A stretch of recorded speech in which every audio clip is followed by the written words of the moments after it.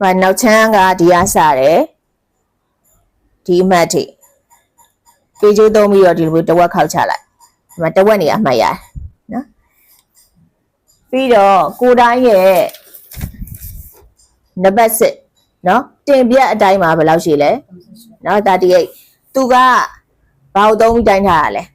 တင်တောက်တွေကိုဘယ်လောက်ကားပြီးတော့ထည့်မယ်ဆိုပြီးတော့တိုင်းထားခဲ့တဲ့အတိုင်းလေးနော်အဲ့ဒီအတိုင်းက38ဆိုလို့ရှိရင်တဝက်ဘယ်လောက်လဲ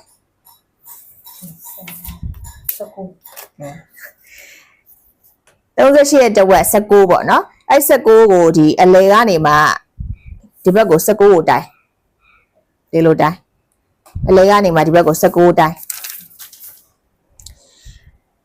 အလဲကနေဒီ30နေရာမှာတစ်ခါမှတ်မယ်9နေရာမှာတစ်ခါမှတ်မယ်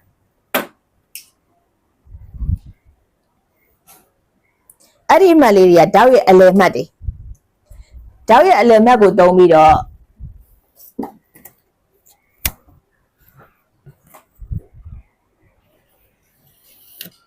တောင်မြင်းကိုဖြည့်ပြီးတော့ဆွဲမယ်တောက်ရဲ့အရှည်ကို20စင်တီမီတာသုံးမယ်ဆိုပြီးတော့ချက်ဒီနားမှာပြောသွားတယ်နော်ခါနဲ့တင်ဘယ်လောက်အကွာဝေးရှိရဲဆိုတာကိုတိုင်းထားခဲ့တယ်တင်အကြ23နော်အဲ့ဒါထက်နည်းနည်းတော့တိုးပေးရမယ်ဆိုပြီးပြောထားတယ်နော်ဒီမှာ20စင်တီမီတာသတ်မှတ်ထားတယ်အဲ့20ကိုဒီနေရာမှာမှတ်လိုက်တယ်အလဲနဲ့နီးတဲ့နေရာမှာမှတ်လိုက်တာပြီးတော့ဒီဘက်မှာ6ခွာထားတာရှိတယ်အဲ့ဒီအမှတ်ကနေသူ့နဲ့မြင်းပြိုင်ပေါ့နော်နောက်ထပ်မြင်းတစ်ပြက်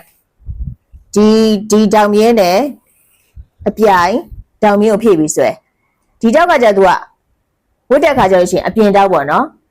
အဲ့ဒီကောင်ကိုကြတော့သူ့ထက် 1.5 တိုးပေးမယ်နော်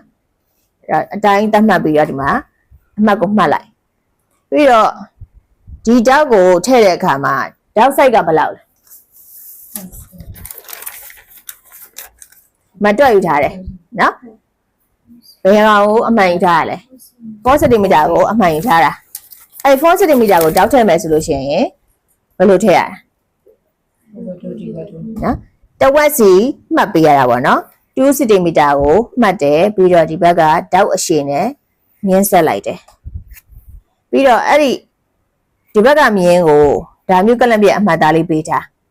ချုပ်တဲ့အခါကျရင်အလေမြင်းကိုသုံးပြီးတော့ခောက်ချိုးဒီနေရာကနေ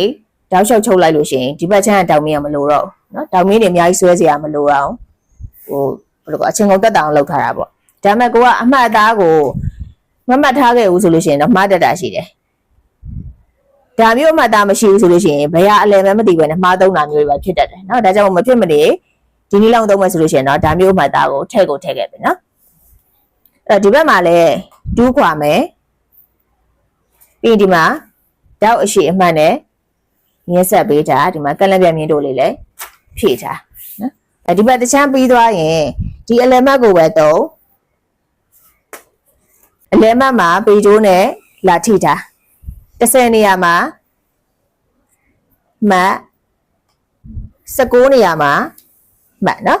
တောက်ရဲ့အလယ်မတ်တွေရသွားပြီပြီးရင်အဲ့ဒီနေရာမှာမြင်းတွေဖြည့်ပြီးတော့ဆွဲဒီဘက်တောက်က20ဒီဘက်တောက်က18ခွဲအရှည်တွေကိုပြောတာနော်ပြီးရင်နောက်ထပ်2 cm ကြီးခွာပြီးတော့ဒါမျိုးအမှတ်သားလေးတွေနဲ့တောင်မီးလေးတွေကိုဖြည့်ဆွဲထားနော်ဒါမျိုးကလန့်ပြက်လေးတွေပါခဲ့ရမှာ online တန်းကိုတနန်းကြီး3000သတ်မှတ်ထားတယ်ဒါတော့ကျတော့ promotion နေနဲ့ကျ2000ခွဲနဲ့သူတို့ကိုပေးထားမယ် promotion ရက်တည်လို့ရှိရင်တော့ပုံမှန်တနန်းကြီး3000နဲ့တက်ရမယ်နော်အပြင်တန်းကိုလက်တက်ချင်တဲ့သူတွေကချက်ချင်းလက်တက်လို့ရတယ်စောင့်နေကြလုံးဝမလိုဘူးအသေးစိတ်ထပ်ပြီးတော့သိချင်ရင်394 424 622 234ကိုဖုန်းဆက်ပြီးတော့မေးပါချက်ကိုယ်တိုင်ဖြေပေးပါတယ်